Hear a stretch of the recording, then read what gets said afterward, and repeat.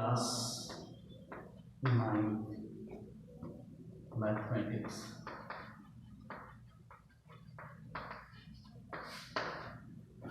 Mid point theorem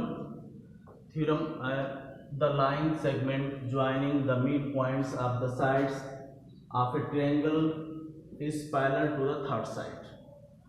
मतलब ये mid point को ज्वाइन कर रहा है तो थर्ड साइड के पैरेलल होगा।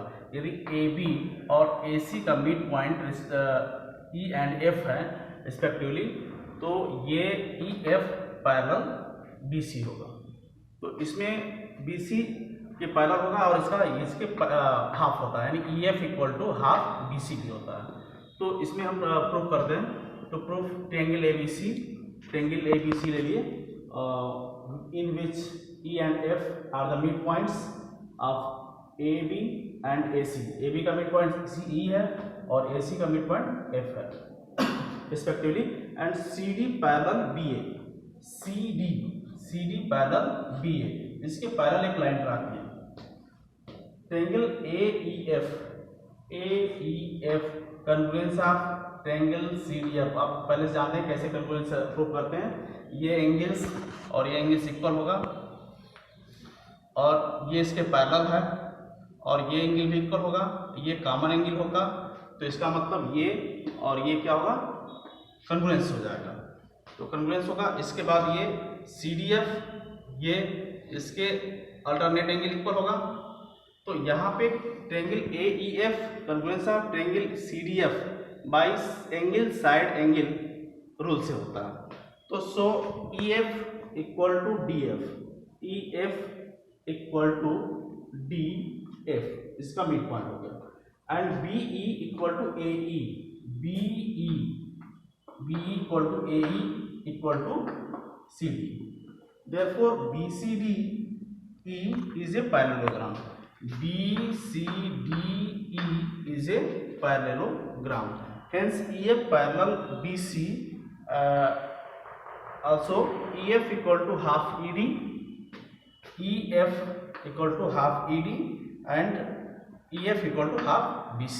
इसके मतलब मिड पॉइंट थ्योरम में जब ट्रायंगल दो साइड का मिड पॉइंट दिया गया हो तो तीसरे साइड के पैरेलल होता है, या दो साइड पैरेलल हो तो वो तीसरे दो साइड पैरेलल दिया गया हो और एक मिड पॉइंट पे हो तो तीसरा भी क्या होगा, मिड पॉइंट पे होगा।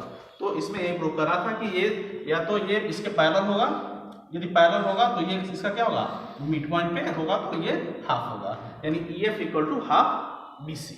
तो अब इसी तरह से एक क्वेश्चन बता रहे हैं आपको। Question number first exercise 8.2। ABCD is a quadrilateral in which PQR and S are midpoints of the sides AB, BC, CD and DA। AC is a diagonal so that SR parallel AC and SR equal to half AC। Question number second, PQ equal to SR and PQR is a parallelogram। तो ABCD ये ले लिए, SPQRS ये mid point है। AB के mid point P, BC का mid point Q, CD का mid point R और DA का मिड पॉइंट S है। तो इस तरह से हमने ले लिया। तो ट्रायंगल ACD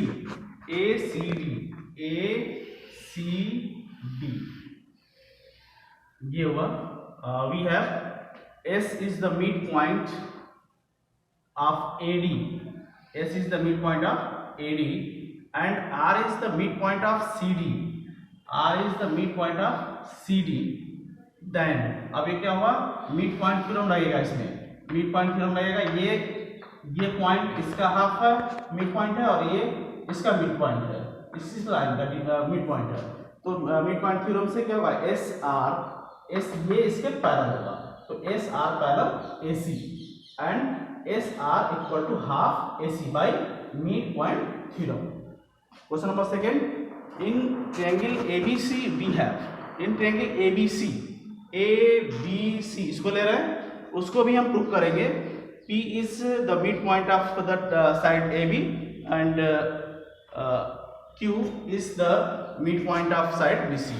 इसका मिड पॉइंट हो गया P और इसका मिड पॉइंट हो गया Q. तो AB का मिड पॉइंट P और BC का मिड पॉइंट Q. अब उसके बाद then parallel to a PQ parallel to AC, यानी PQ पैरेलल टू AC, यानी ये मिड पॉइंट थ्योरम से ये क्या होगा, इसके पैरेलल होगा PQ parallel to AC and PQ equal to half AC by mid point theorem. thus PQ parallel to AC, ये इसके पैरेलल है और ये इसके पैरेलल है, तो हम कह सकते हैं कि ये इसके पैरेलल है. SR यानी PQ parallel to SR, PQ equal to half AC और SR equal to half AC है, इसके इक्वल टू भी हाफ AC है, इसके इक्वल टू भी हाफ AC है. इसका मतलब ये क्या होंगे, इक्वल भी होंगे, यानी PQ इक्वल टू SR होगा. सिंस अब तीसरा क्या है, PQR से parallelogram. Since PQ equal to RS, ये हमने प्रूव कर लिया है. उसी तरह से यदि हम प्रूव कर लेंगे इस तरह से डायग्राम ड्रा करके, तो ये भी क्या होगा, इक्वल होगा. तो ये one pair of opposite angle sides are equal. तो therefore ABCD is a parallelogram.